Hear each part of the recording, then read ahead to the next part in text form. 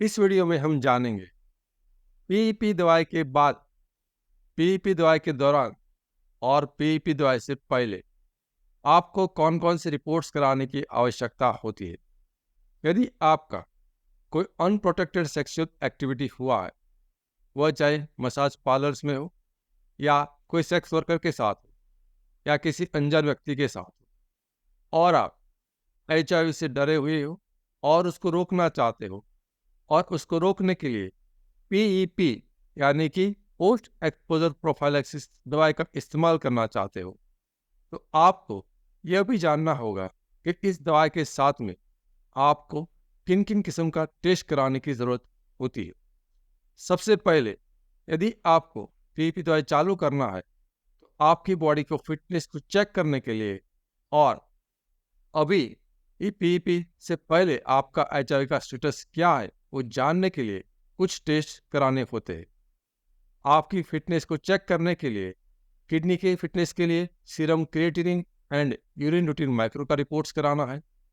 Liver के लिए SGPT report, sugar के लिए आरबीएस रिपोर्ट्स, और आपका एचआईवी का स्टेटस के लिए आप एचआईवी कॉम्बो टेस्ट करा सकते हो। इसके साथ में यदि आप हेपेटाइटिस बी और सी के बारे में भी जानना चाहते हो तो HbsAg और एंटी HCV रिपोर्ट्स कराना होता है।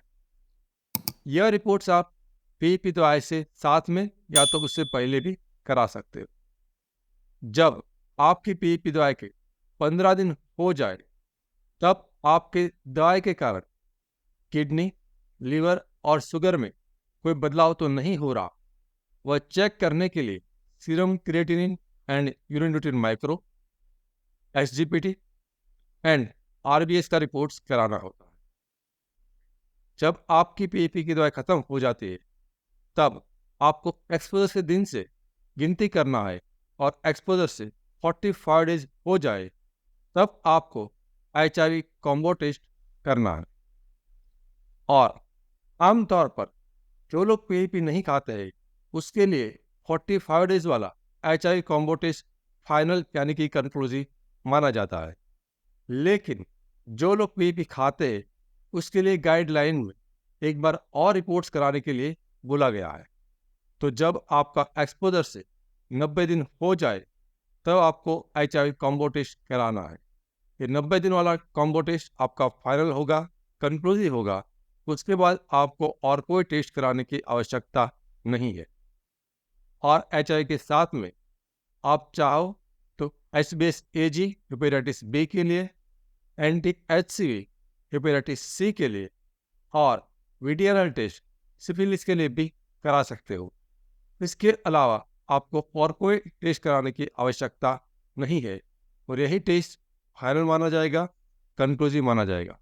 एक चेतावनी, एक्सपोजर से 3 दिन के भीतर पीईपी यानी कि पोस्ट एक्सपोजर प्रोफाइलैक्सिस मेडिसिन का इस्तेमाल से एचआईवी होने से हम उसको रोक सकते हैं।